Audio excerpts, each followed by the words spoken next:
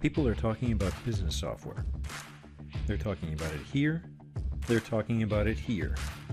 Are you ready for these conversations? This is Conversational ERP.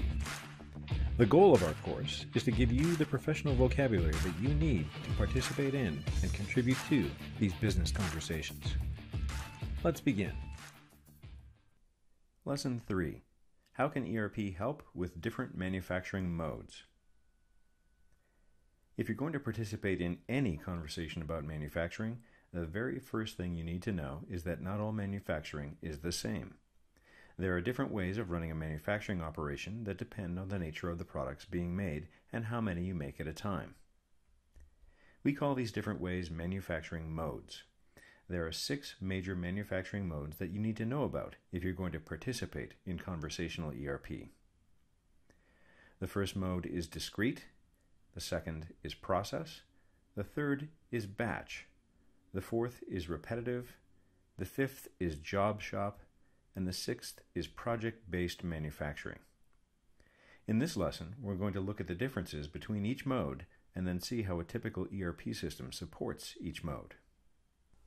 You can figure out which manufacturing mode is being used in a production operation with just a few simple observations. What is actually produced? Does the production line make discrete, individually identifiable units like bicycles? Or is it not so easy to see where one unit ends and the next begins, like, say, a tank filled with chemicals? Does the business use its production line for multiple products or just for one? If the production line runs multiple products, then you can't just switch from one to the other instantly.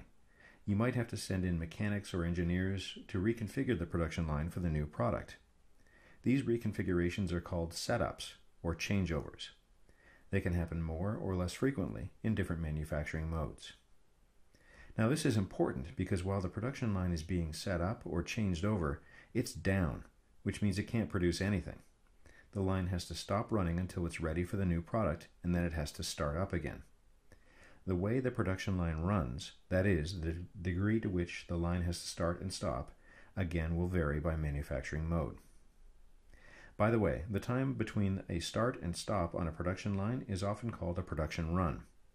As we'll see, the quantities produced during a production run also tend to vary by manufacturing mode. A final observation is how much automation is typically used in a given manufacturing mode.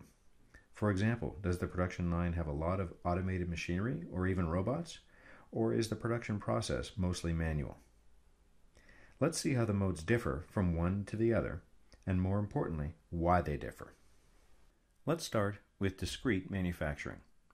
By definition, you are producing discrete units, individual products that you can identify and handle one by one. A great example is the bicycle we mentioned. Each finished bike is a discrete unit. But here's the thing, production lines are expensive. And if you owned the bicycle factory, you wouldn't have a separate production line for every single kind of bike. A red bike is almost the same as a blue bike, and a kid's bike is almost the same as an adult's bike, and so on.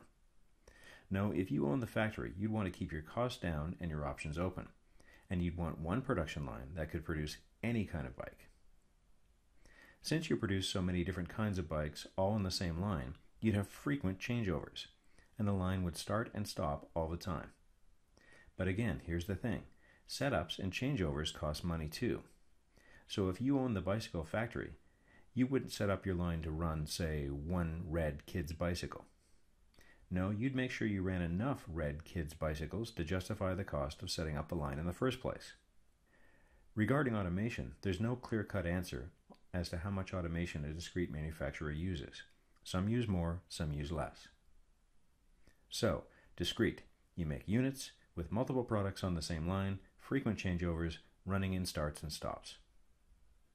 Let's move on to process. In process, you're not making discrete units. Let's say you're making chemicals. How about propylene glycol, a liquid which is used in everything from antifreeze to food? You make thousands of liters of this stuff at a time, and it's usually stored in a giant tank.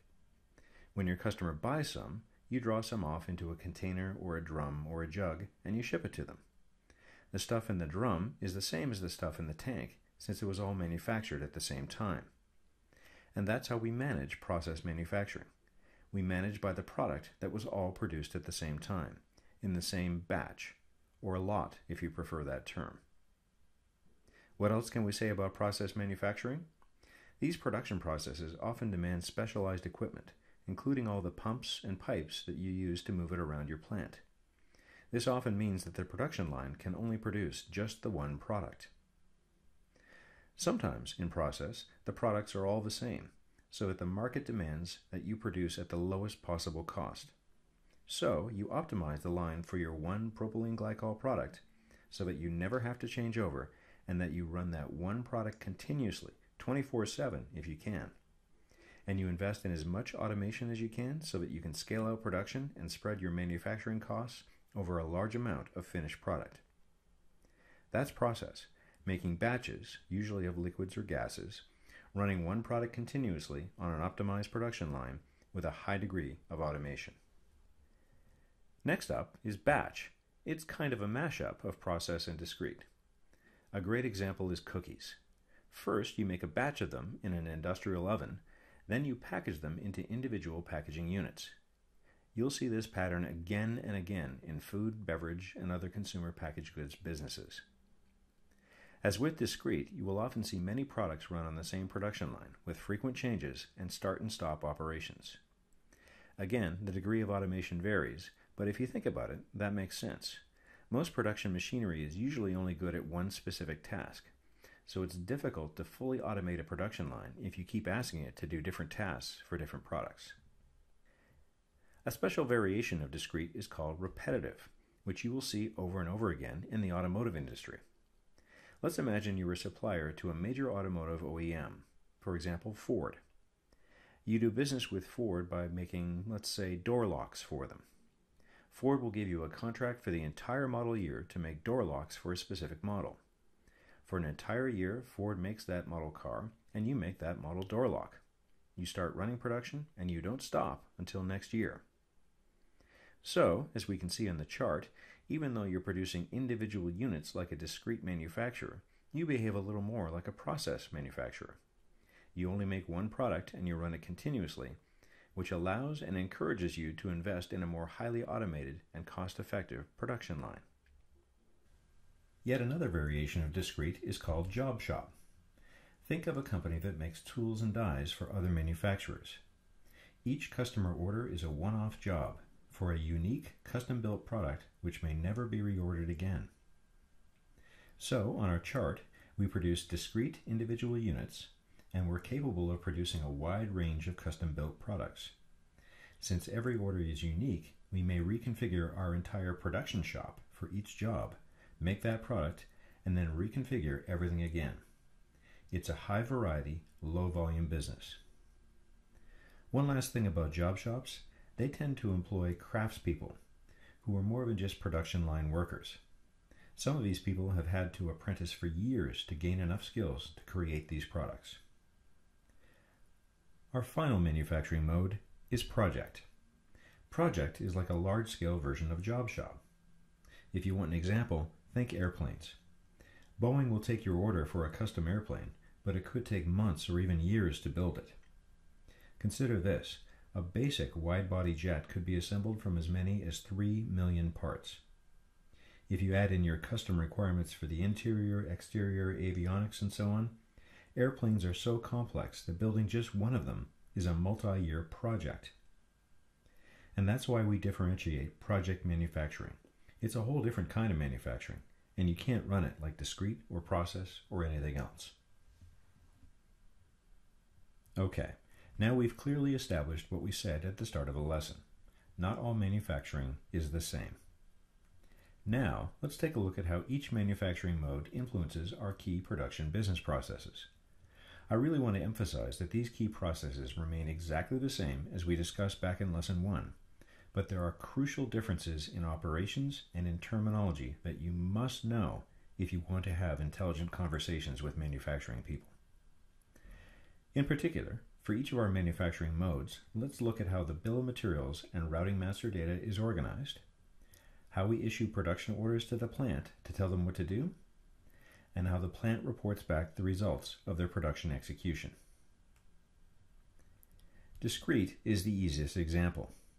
We use a bill of materials and routing, we issue production orders, and we report production execution, also called shop floor reporting, by entering data into a computer or a mobile device somewhere near the production line. But that terminology changes as we converse with different modes. You can't go into a process business and talk about bill of materials. That isn't their terminology. A process business still uses a list of ingredients that looks exactly like a bill of materials, only they call it a recipe. So you should too. A bigger difference is that process mostly doesn't use production orders. Think about it. You have a continuously running production process that produces a continuous flow of product. You don't need a production order to tell you to start and stop if your line never starts or stops. So instead, you control production with a schedule document, which might say we're making 50,000 liters of propylene glycol today. And we're not going to report our production manually. We'll install a simple device in the storage tank to tell us how many liters we've made. In other words, production execution is reported via machine interfaces. Next is batch, which, if you remember, is a kind of combination of discrete and process. You bake your cookies with a recipe, but you package them with a bill of materials. And you typically use production orders and shop floor reporting. Let's talk about repetitive. Repetitive makes individual products like discrete, but runs continuously like process. So we define our master data using bill of materials and routings like discrete, but we control our production with schedules like process. After all, if you know you're making door locks today, the only question is how many. So we use a schedule instead of a production order. By the way, the automotive industry is really, really good at communicating production schedules via EDI, or electronic data interchange. Ford, or any other OEM for that matter, will send you an electronic document every single day telling you exactly how many door locks it wants in its plant that day. Again, like process, in repetitive you often have dedicated, highly automated production lines, and part of that automation can include capabilities to report production results directly back into the ERP system. Next up is job shop, which is very similar to discrete, with a couple of important exceptions. First, because each product is custom made, each product has its own unique bill of material and its own unique routing. The bill of material and routing will appear on the production order, just like discrete, but in job shops, product reporting sometimes gets a little crazy. You see, normally, if the bill of material calls for 20 parts to make a product, and the routing calls for 5 operations to make that product, you're going to report that you used 20 parts and performed 5 operations. But you sometimes see wild variations in job shops. Sometimes the workers use extra materials, or even different materials than they originally anticipated. And sometimes they have to scrap their work and start over.